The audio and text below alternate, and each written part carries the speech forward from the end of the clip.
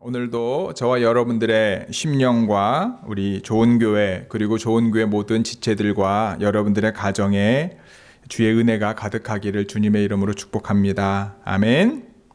오늘은 하나님의 괴가 있는 곳이라고 하는 제목으로 말씀을 나누기를 원합니다. 우리 한 주일 동안 함께 읽고 묵상할 말씀이 14, 15절인데요.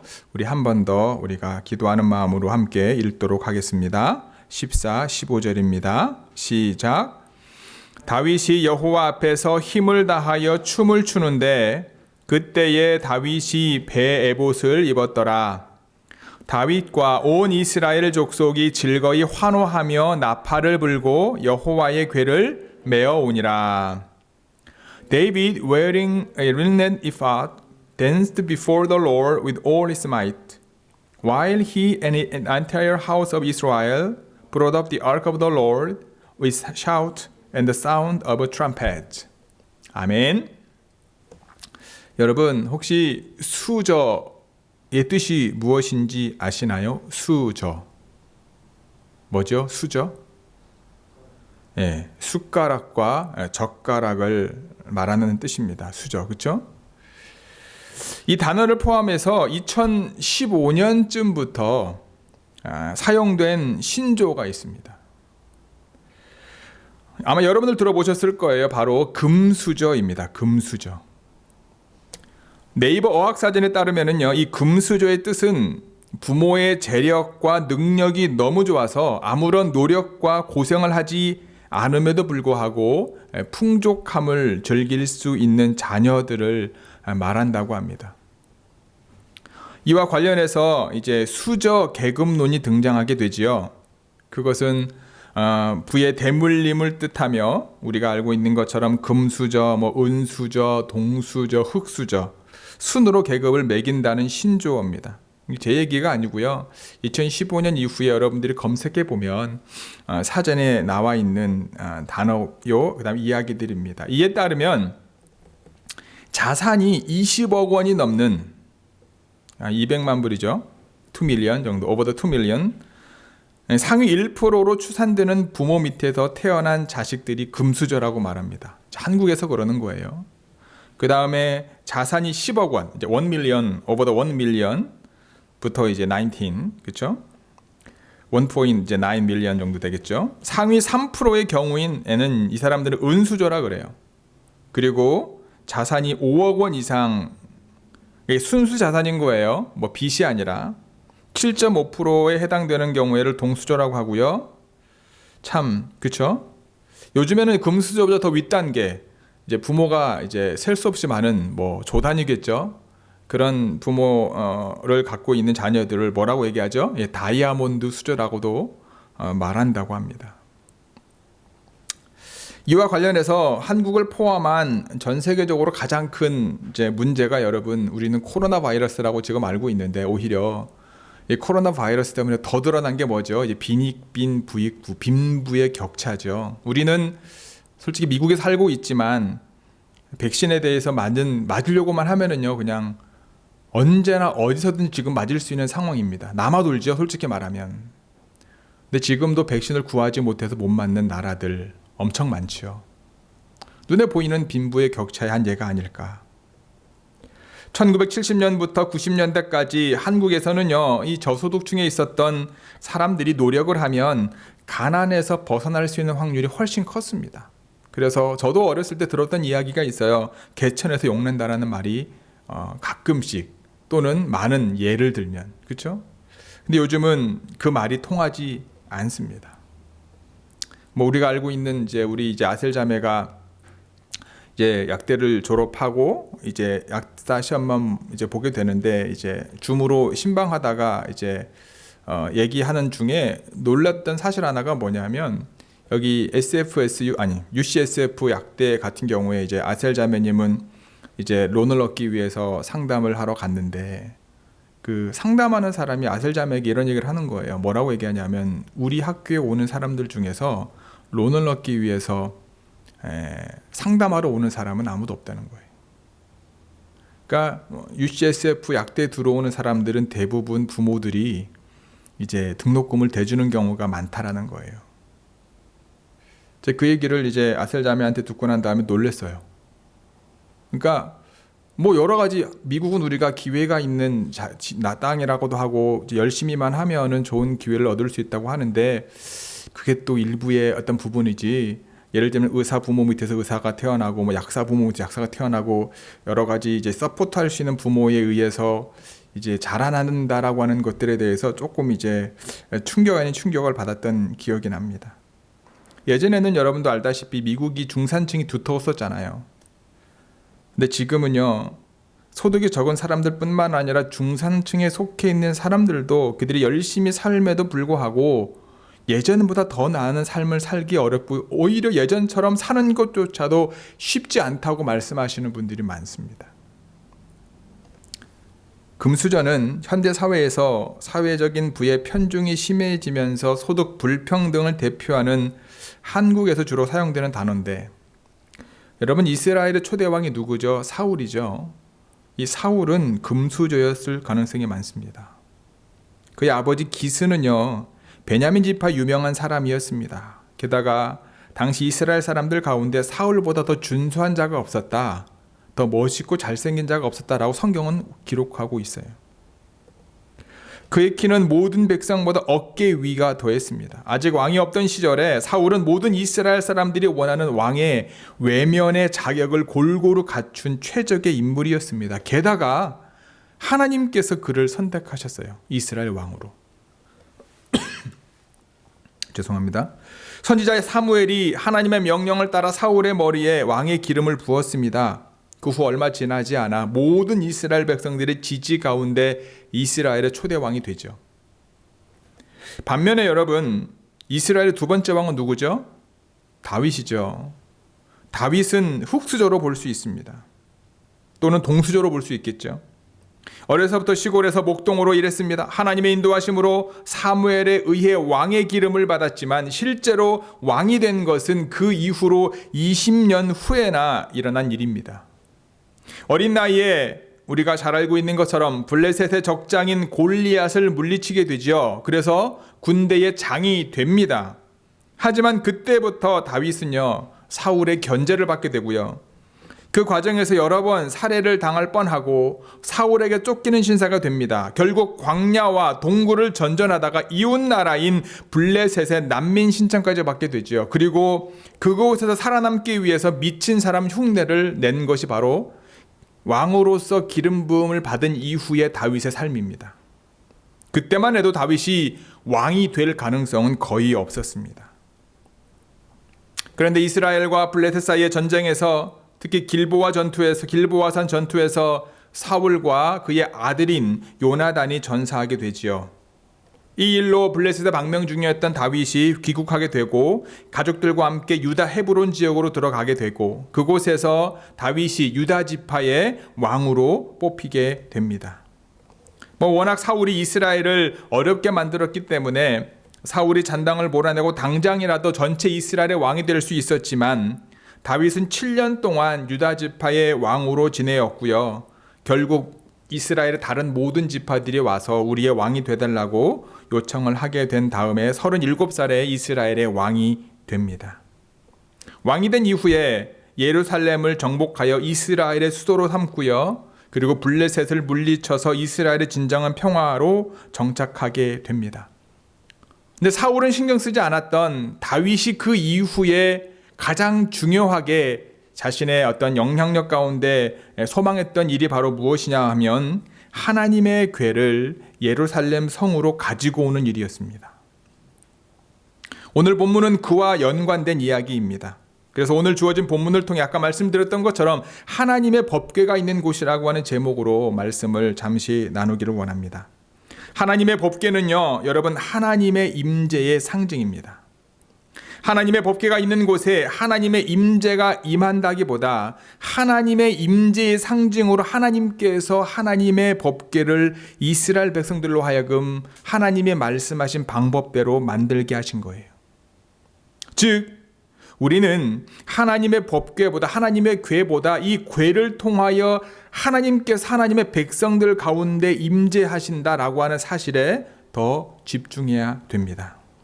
하나님의 법궤가 있는 곳은요, 첫 번째 헌신을 통한 축제가 있는 자리입니다. 1절 2절 함께 읽겠습니다. 1절 2절입니다. 시작. 다윗이 이스라엘에게 뽑은 무리 3만 명을 다시 모으고 다윗이 일어나 자기와 함께 있는 모든 사람과 더불어 바알레 유다로 가서 거기서 하나님의 궤를 메어 오려 하니 그 궤는 그룹들 사이에 좌정하신 만군의 여호와의 이름으로 불리는 것이라. David again brought together out of Israel chosen men, 30,000 in all. He and all his men set out from Baal of Judah to bring up from there the ark of God, which is called by the name of the Lord Almighty, who is enthroned between the cherubim that are on the ark. 아멘. 오늘 말씀은 다윗이 하나님의 법궤를 이스라엘으로 가져오는 과정, 그 과정에서 일어나는 일을 다루고 있는데요. 이 법궤의 길은 약 1.2m가 조금 안 됩니다. 그리고 너비와 높이가 각각 60cm 조금 넘는 직사각형의 형태였어요. 재질은 나무이고 금으로 입혀졌습니다. 위에 덮는 판도 순금으로 되어 있어요. 천사들이 양쪽 모양으로 서로 바라보게 되어 있습니다. 이 법궤 안에 세 가지 물건이 있죠. 어떤 물건들이 있습니까? 모세가 하나님께로부터 받은 십계명 돌판, 그리고 이스라엘 백성이 광야에서 먹었던 만나가 담긴 항아리, 그리고 아론의 쌍난 지팡이, 이 세 가지가 그 안에 들어 있었습니다. 그 세 가지 물건의 의미가 무엇이었습니까? 바로 하나님께서 이스라엘 백성들과 함께 하심을 나타내는 구체적인 하나님의 임재의 증거입니다. 법궤는 광야에 있었던 이스라엘이 시내산을 출발할 때부터 하나님의 명령에 의해서 만들어졌고, 그리고 난 이후에 늘 이스라엘 백성들을 선두에서 진행했던 것이 이 법궤입니다. 이스라엘이 가나안 땅에 들어가기 위해 요단강을 건널 때에도, 그렇죠? 그리고 여리고성을 돌 때에도 늘 그것이 선두에 있었습니다. 즉 하나님께서 하나님의 백성인 이스라엘 백성들과 함께 하셨던 증거가 바로 이 하나님의 법궤였습니다.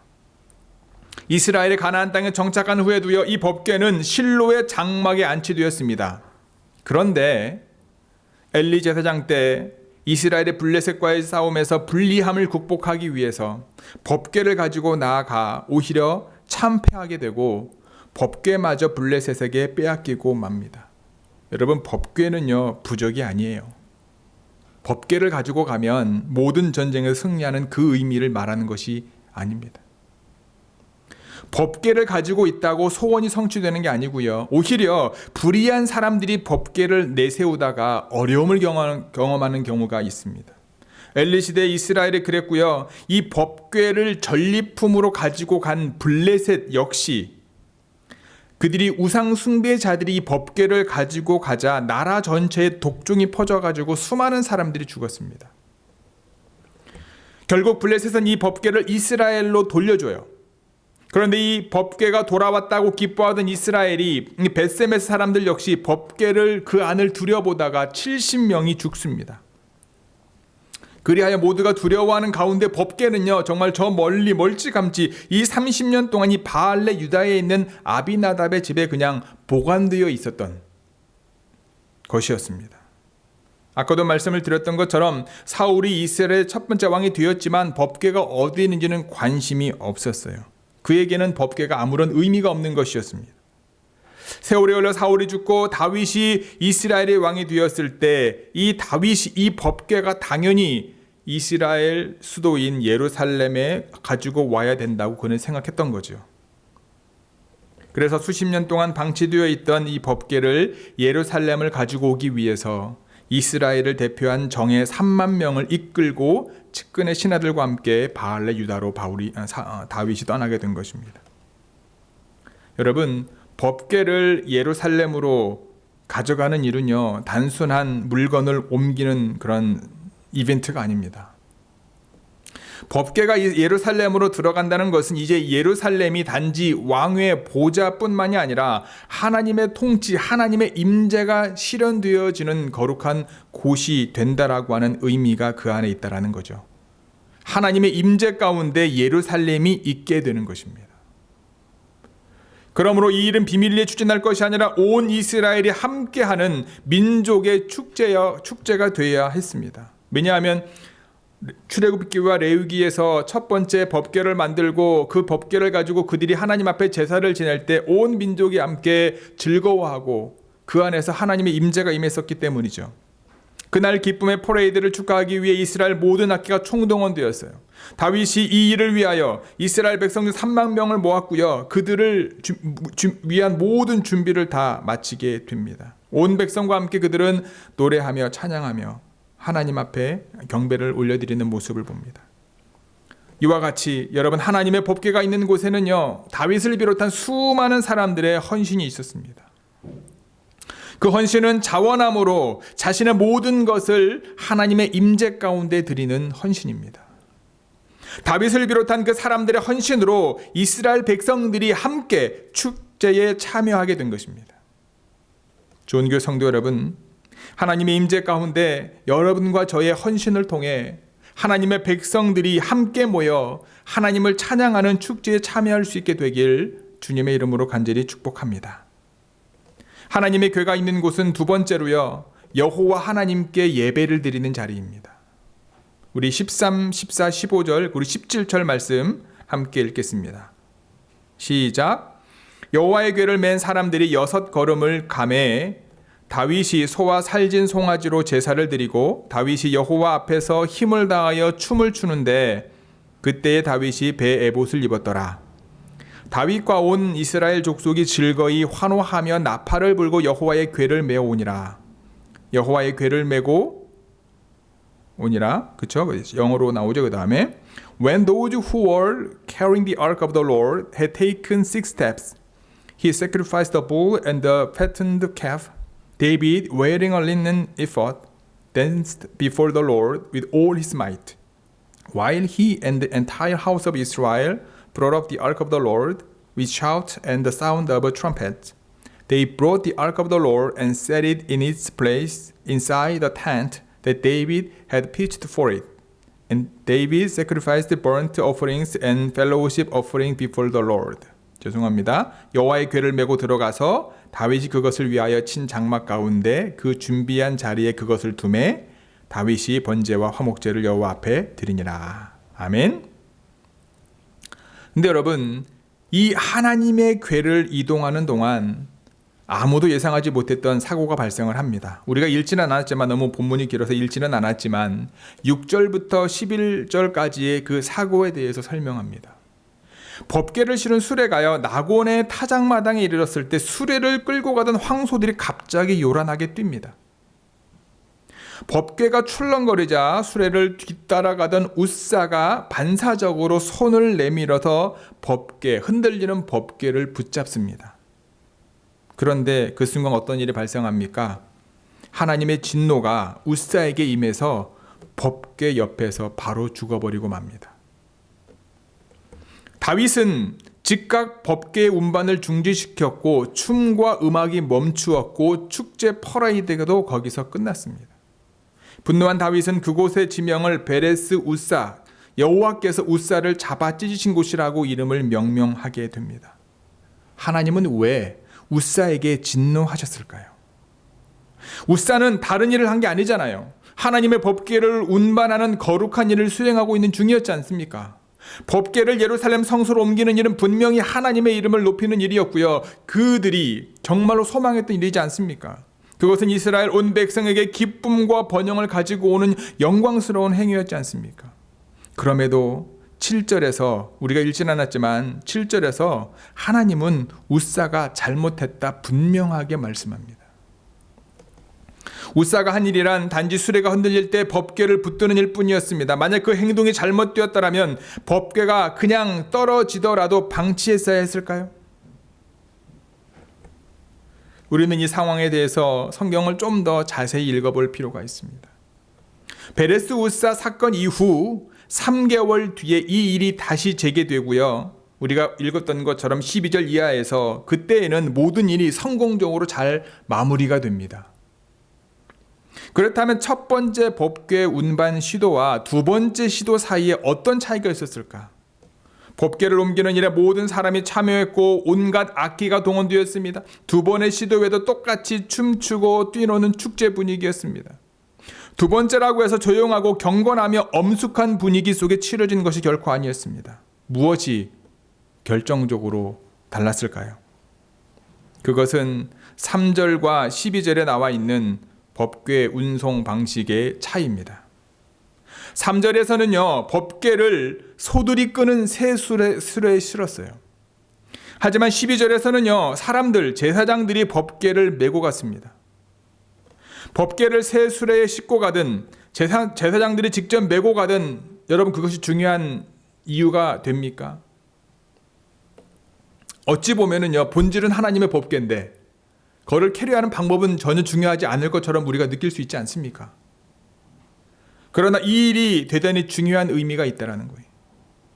출애굽기 25장 12절 이하에 보면은 여러분 이 법궤에 대한 이야기가 나오는데 금고리를 4개 만들어서 법궤 밑에 네 모퉁이에 달되 한쪽에 고리 2개, 다른 한쪽에 고리 2개를 달라고 했습니다.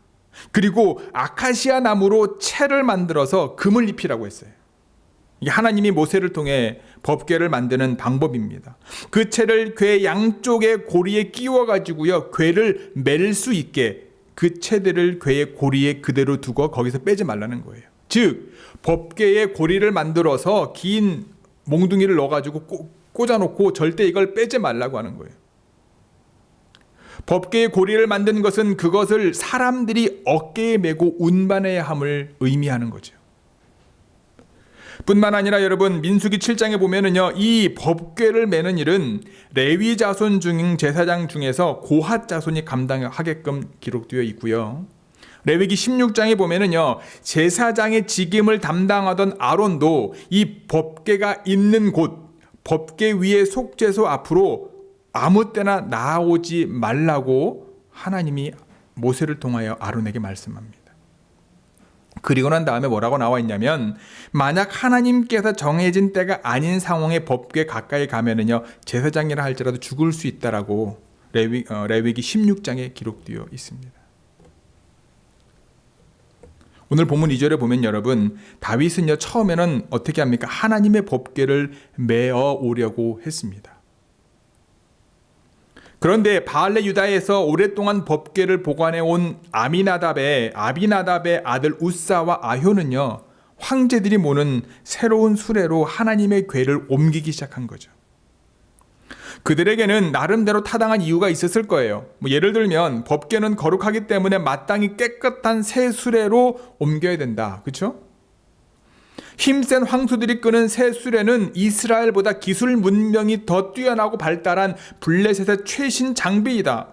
이런 이유가 있을 수 있겠죠. 이 장비는 전통적인 방식보다 훨씬 효율적이다. 그리고 예루살렘까지 갈 수 있는 시간을 줄일 수 있다. 타당한 이유가 될 수 있습니다. 다윗은 처음에는 법궤를 메고 가도록 명했지만 우사야 아효가 제안한 새로운 법궤 운송 방식에 따라 이왕이면 보다 빠르고 안전하고 효율적인 최선의 방식을 택하는 것이 좋다고 생각했을지도 모릅니다. 하지만 그 결과가 무엇이었죠? 베레스 우사였습니다. 황소가 모는 수레에 하나님의 법궤를 싣고 가는 것이 일찍이 블레셋 사람들이 이스라엘에게서 법궤를 빼앗아서 전리품으로 가져갈 때 사용했던 방식이고요, 이스라엘에게 다시 돌려줄 때 쓰던 방식이었습니다. 효과적이고 최신이고 빠를지는 모르지만 하나님이 원하시는 방식이 아니었다라는 거죠. 하나님에 대한 신앙의 중요성은요, 여러분, 최신의 방식과 효율성에 있지 않습니다. 그것은 단지 사람의 생각일 뿐입니다. 우리는 그분의 생각을 우리 마음대로, 우리의 시간과 우리의 장소 안에 가두어서는 안 됩니다. 때로는 법궤를 수레에 싣고 가는 것보다 사람이 메고 가는 것이 불편한 것처럼 하나님에 대한 경외함이 우리를 불편하게 만들 수도 있어요. 하나님의 임재 가운데 우리가 춤추며 찬양하며 축제의 놀라운 일을 벌일 수도 있지만 그 하나님의 임재 가운데 우리의 모든 연약함이 드러나서 우리 마음을 힘들게 할 수도 있다라고 하는 사실이죠. 신앙의 중심은요, 하나님께 있다라고 하는 사실을 잊지 않는 저와 여러분들 되기를 바랍니다. 다윗이 법궤를 모셔오는 일을 다시 시도할 때에는요, 여러분, 하나님께서 주신 말씀대로 따랐습니다. 하나님의 도우심으로 법궤가 순조로이 움직이게 되자 다윗은 소와 살찐 송아지로 제사를 드렸어요. 제사장들은 법궤 앞에서 나팔을 불며 앞장섭니다. 다윗과 나머지 백성은 찬양하며 법궤를 뒤따랐습니다. 예루살렘으로 법궤를 모셔오는 일은요, 하나님을 향한 예배, 이 예배가 회복되어지는 사건이 된 것이죠. 마침내 법궤가 예루살렘에 도착하자 다윗은 감격에 겨운 나머지 춤을 추며 뛰놀았다. 오늘 본문에는 없지만 다른 병행 본문에 보면은 자신의 옷이 벗어진 줄도 모르고 뛰놀며 하나님을 찬양하는 다윗의 모습을 발견하게 됩니다.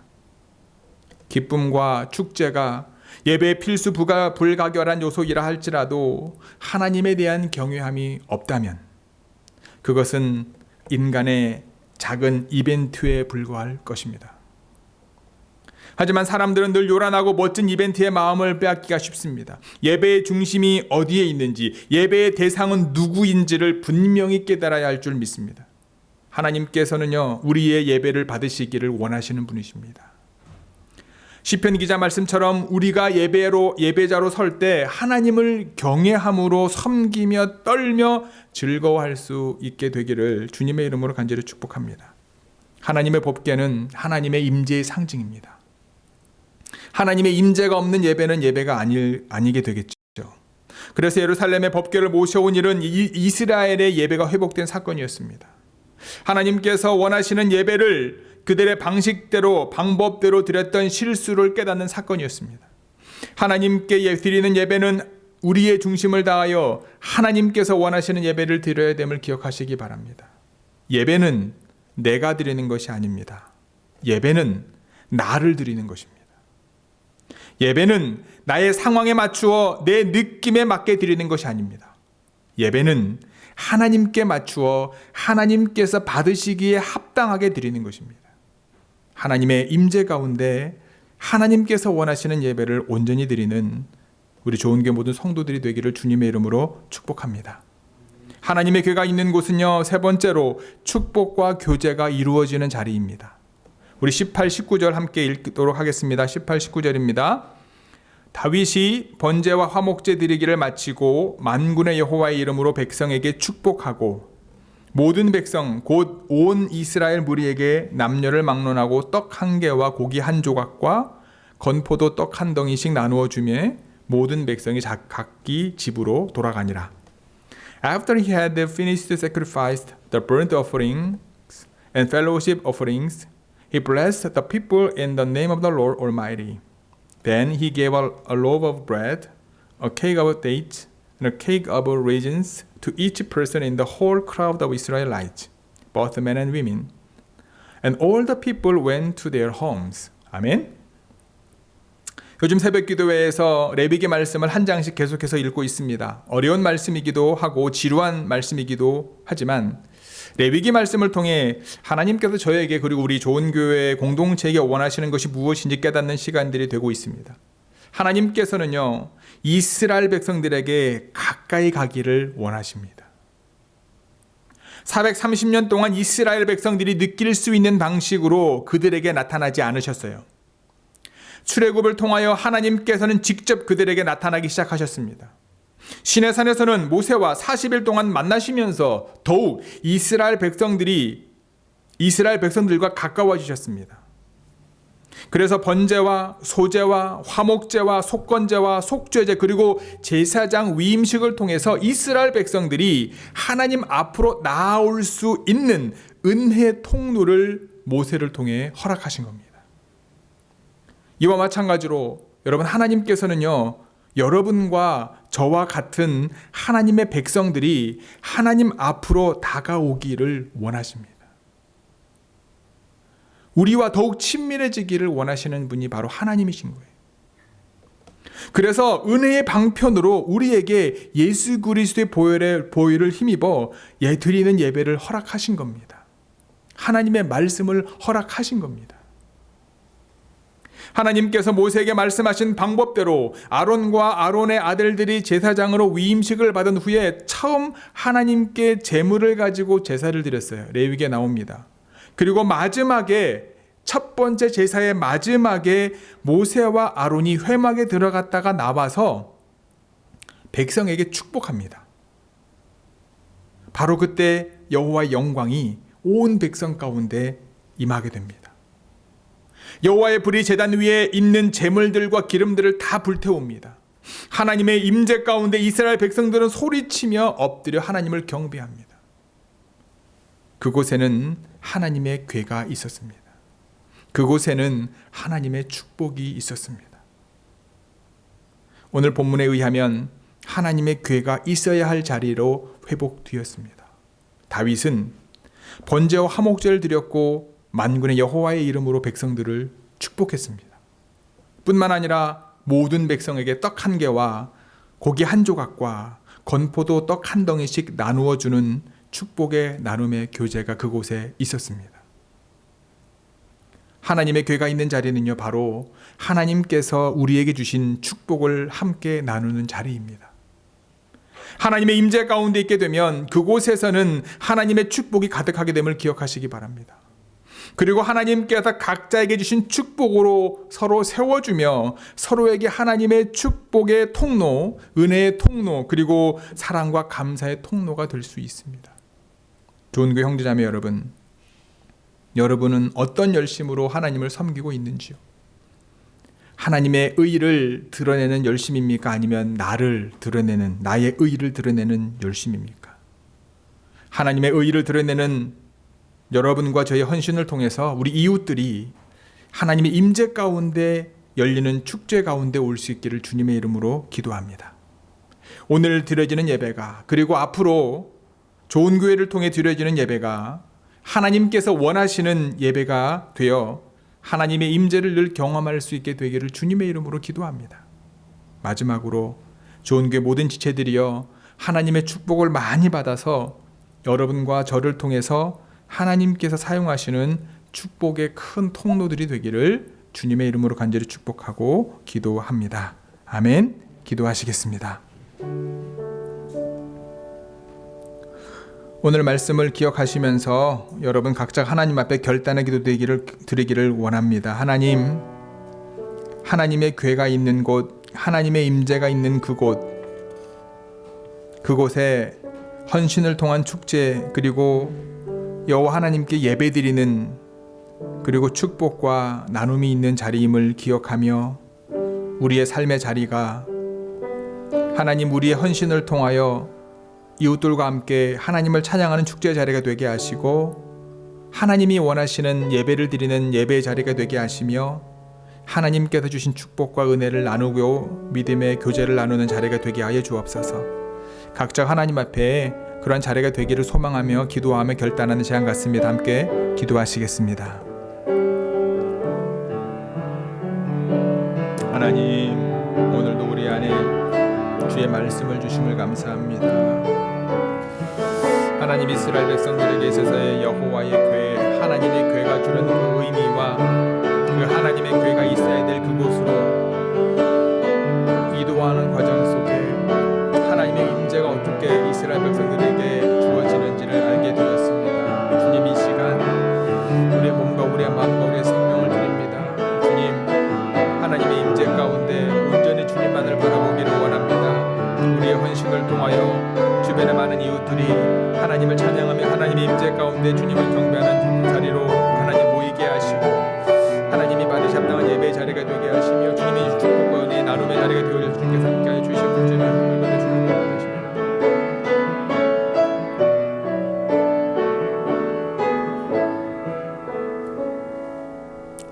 하나님, 여호와의 궤가 이스라엘 백성들에게 하나님의 임재의 증거였음을 다시 한번 기억합니다. 하지만 그 하나님의 궤의 중요성을 잊어버린 채 하나님의 백성임에도 불구하고 하나님이 함께 하심을 그들은 경험하지 못했습니다. 다윗이 왕이 된 이후에 하나님의 궤가 있어야 될 그 자리로 옮기는 과정 속에서 놀라운 하나님의 역사하심을 경험하게 됩니다. 주님, 오늘 우리 말씀을 근거하여 각자가 주님 앞에 결단의 기도를 드렸던 것처럼 하나님의 궤가 있는 곳, 하나님의 임재가 있는 그곳에 정말 우리의 삶의 자리가 되게 하여 주옵소서. 우리의 헌신으로 우리의 이웃들과 함께 하나님 축제의 자리가 되게 하시며 하나님이 받으시기에 합당한 예배를 드리는 예배의 자리가 되게 하시며 하나님이 주신 축복과 은혜를 나누며 서로 세워주고 주의 뜻을 함께 이루어가는 놀란 믿음의 자리가 되어질 수 있도록 주님께서 함께하여 주시고 역사하여 주옵소서. 이 모든 말씀 우리 주 예수 그리스도의 이름으로 기도드렸사옵나이다. 아멘.